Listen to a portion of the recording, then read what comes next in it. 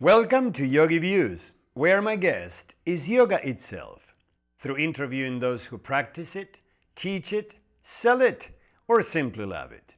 I am Antonio Saucis. Swami Satchitananda, one of the great gurus of our times, is regarded by many as an apostle of peace who served as a living example of the teachings of yoga and its goal of self-realization. Dedicated to the principle that truth is one, paths are many, his teachings bring together people of all backgrounds and beliefs so that they may learn to respect all different paths and realize their common spirit and the universality of their spiritual goals. In 1966, he founded Integral Yoga, a dynamic yoga community with institutes and centers on 6 of the 7 continents. One of today's main centers is in New York City, the city where Gurudev, as Swami Satchitananda is dearly called, started to teach yoga in the United States. Even though the international headquarters of Integral Yoga, Satchitananda Ashram Yogaville, are located in Buckingham, Virginia, the New York Center relates specially to the history of Integral Yoga in the United States.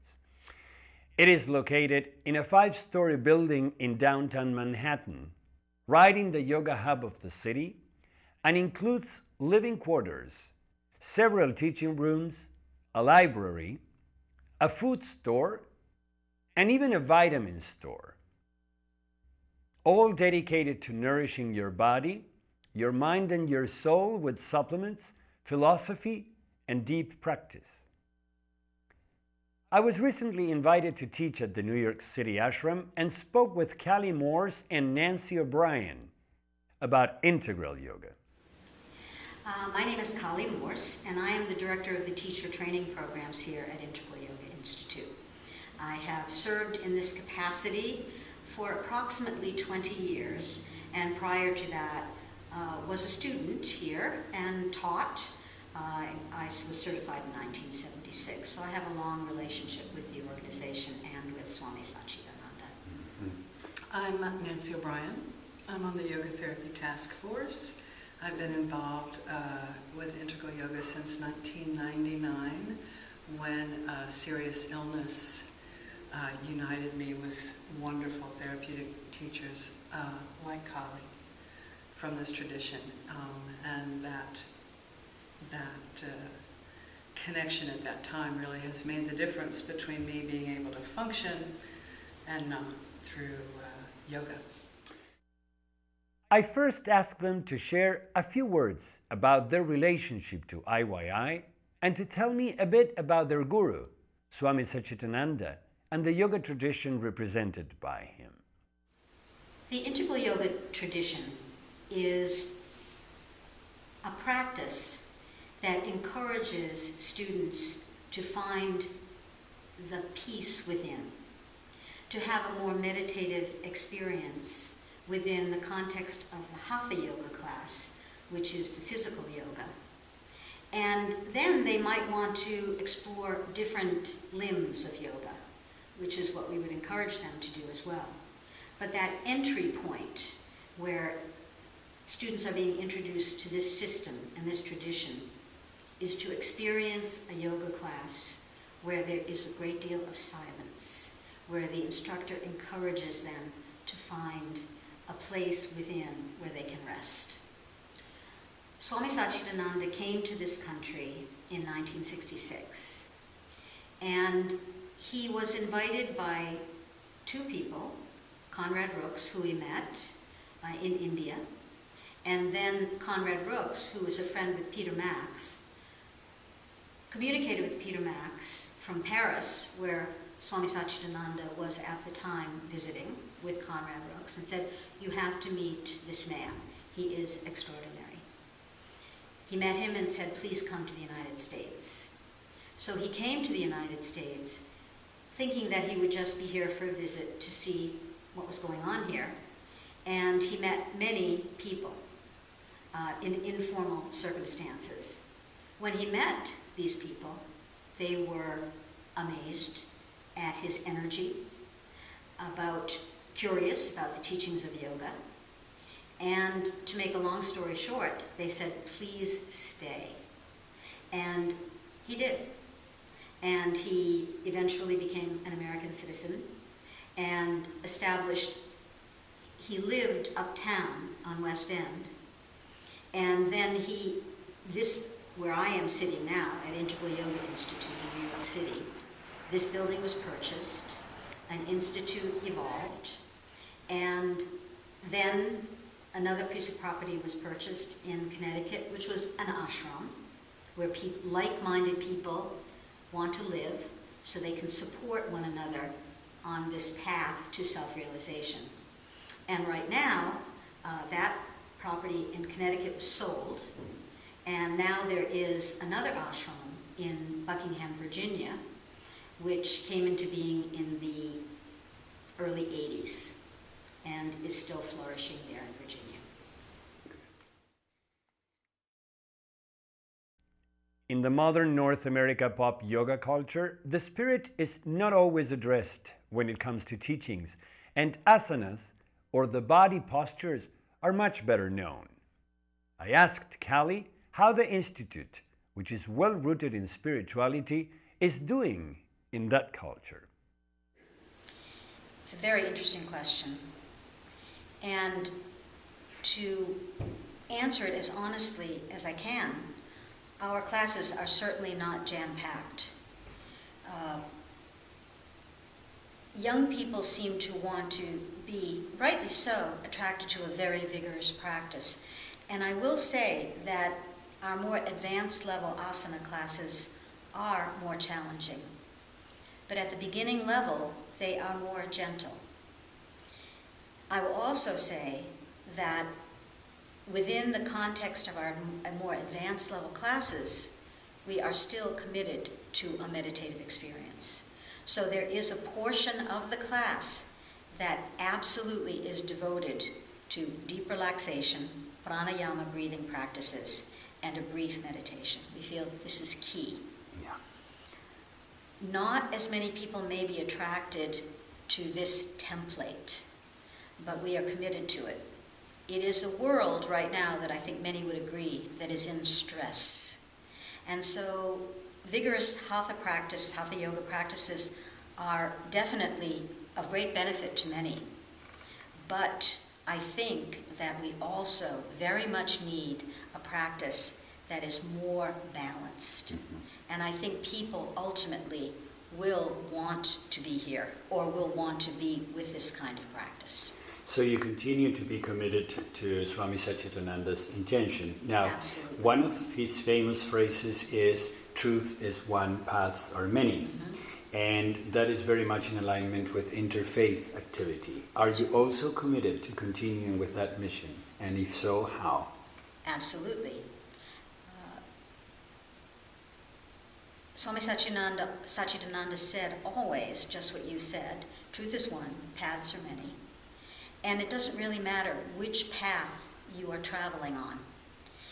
If you manage to find the peace within that is already there, and through the practices, the layers are released, uncovered, so that you can realize that peaceful experience, that it does not matter where you come from to do that. And so that's why we offer here at Integral Yoga different workshops, courses, etc., that may come from different traditions, from different spiritual traditions.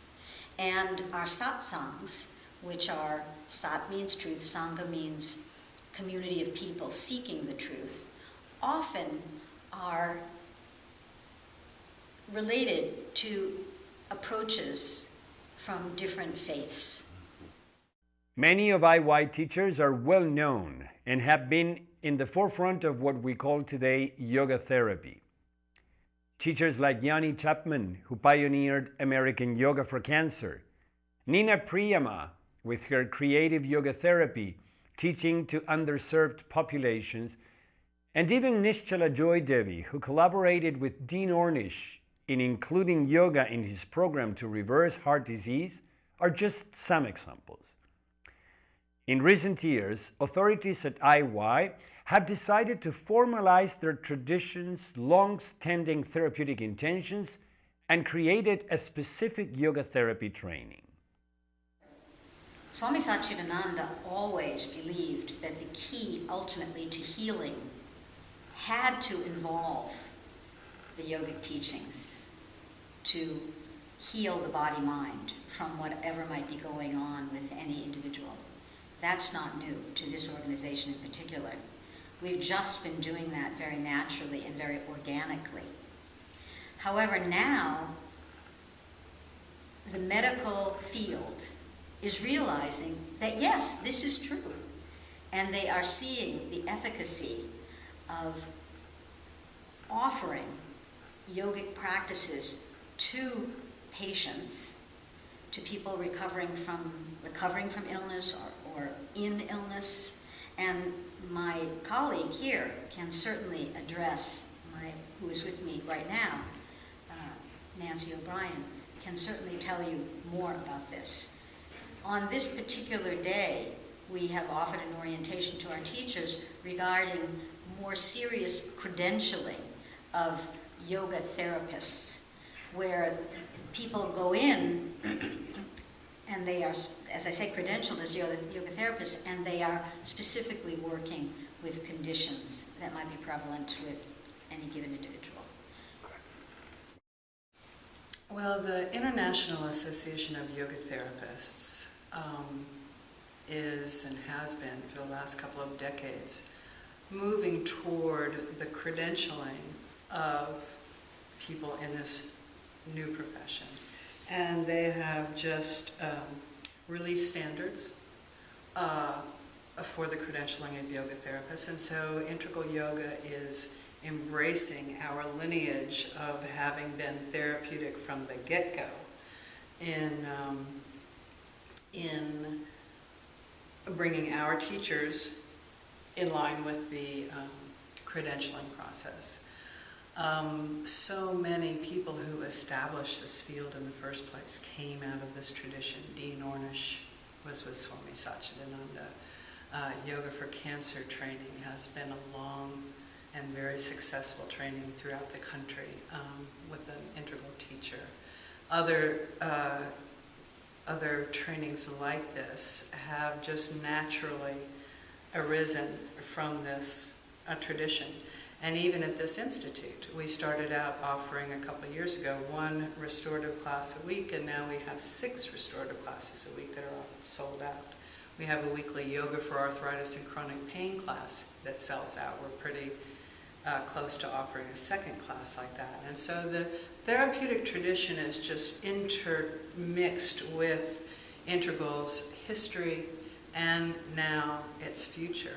And we are really taking a big step forward with the International Association of Yoga Therapists and all the other therapeutic yoga programming that's going on throughout the world, and bringing our teachers into a position where a medical clinic or a doctor or a nurse can say, you know, we really want this evidence-based yoga practice in as part of our offerings for our patients.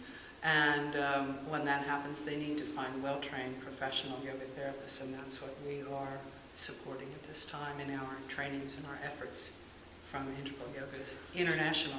So are you creating a specific yoga therapy training? We have a 300-hour full-spectrum program that allows our teachers to take a foundational course, core course, already existing, some of the trainings, yoga for arthritis, yoga for cancer that they may have already taken. So we are formalizing this 300-hour program. So if I understand correctly, this is separate from the yoga teacher training. Absolutely.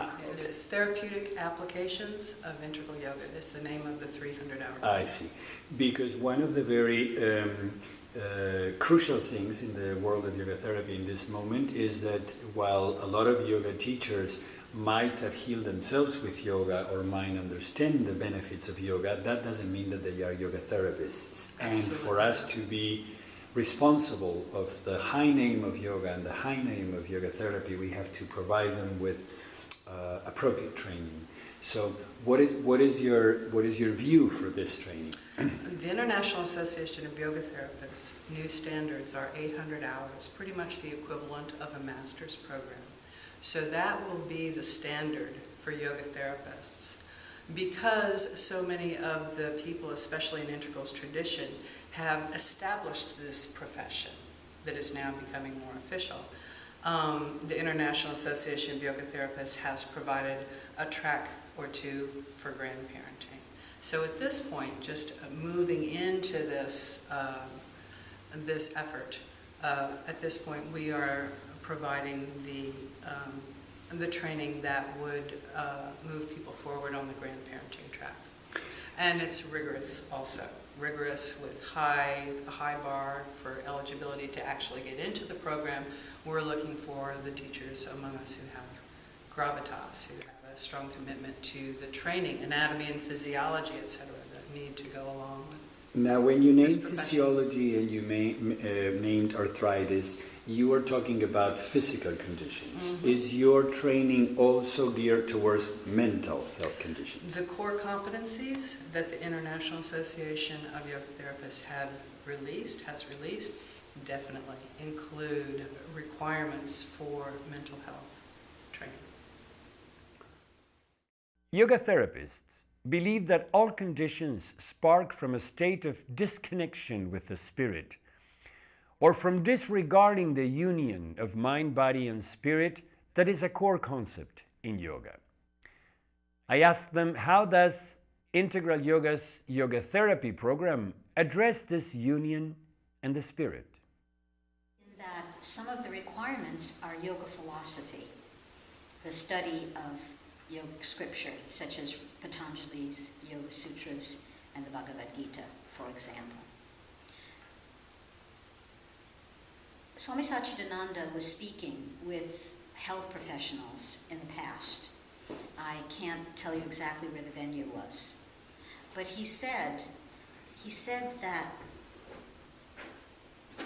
he wrote two words on a board: wellness and illness.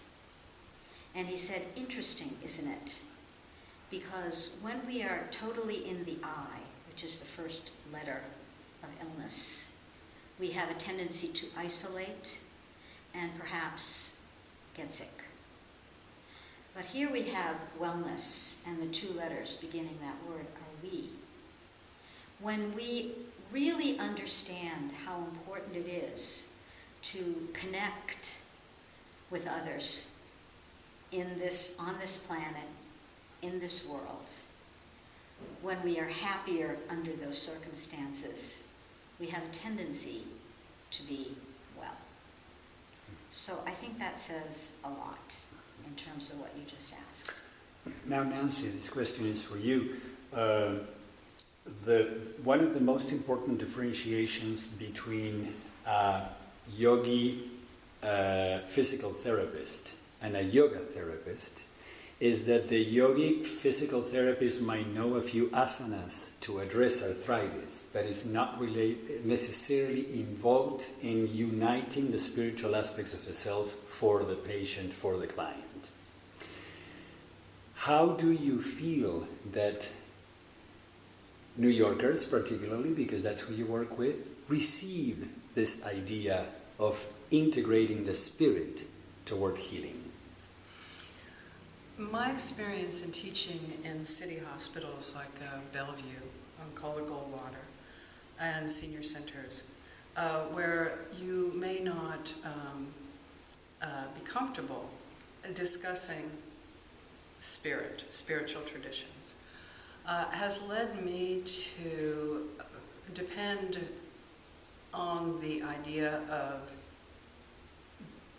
breath, inspiration, respiration, sharing the root of the word spirit.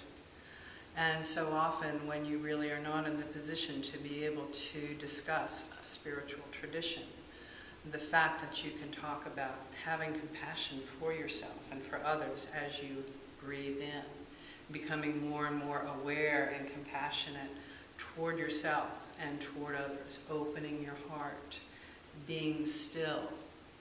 All of these kinds of practices that are included in what can be considered, what is it considered a spiritual tradition, can really be talked about in ways that are not going to push away people of various spiritual traditions, because in keeping with this mantra and this yantra, where all of the different spiritual traditions are represented, including those that may appear in the future, it is not absolutely necessary to discuss, specifically spirit. And so what I've been able to do is instead to discuss and to use the language of breath. Callie Morse is director of the teacher training programs at the New York Integral Yoga Institute, and her dedication and service to the art of yoga spans 4 decades.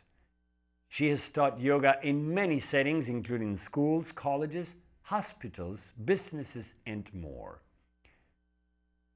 Nancy O'Brien, who credits therapeutic and restorative yoga with her ongoing recovery from serious illness, is helping Integra Yoga Institute in New York launch a groundbreaking Yoga for Your Health initiative. She is a presenter and speaker at the Hospital of Special Surgery and at New York's Council for Senior Centers and Services. She is devoted to helping yoga become a sustainable component of health care, both for individuals and institutions, through prevention and wellness programming for staff, groups, and individuals in senior centers, clinics, hospitals, organizations, and yoga centers. Perhaps not with the name yoga therapy, but for years, integral yoga has been deeply related to the therapeutic applications of yoga and to addressing the essential union of all existing things as a path to health. We wish IYI the best in this new endeavor, and we look forward to what's to come. I hope you liked our show today. And if you care to let me know, shoot me an email at antonio@yogiviews.com. I look forward to seeing you the next time.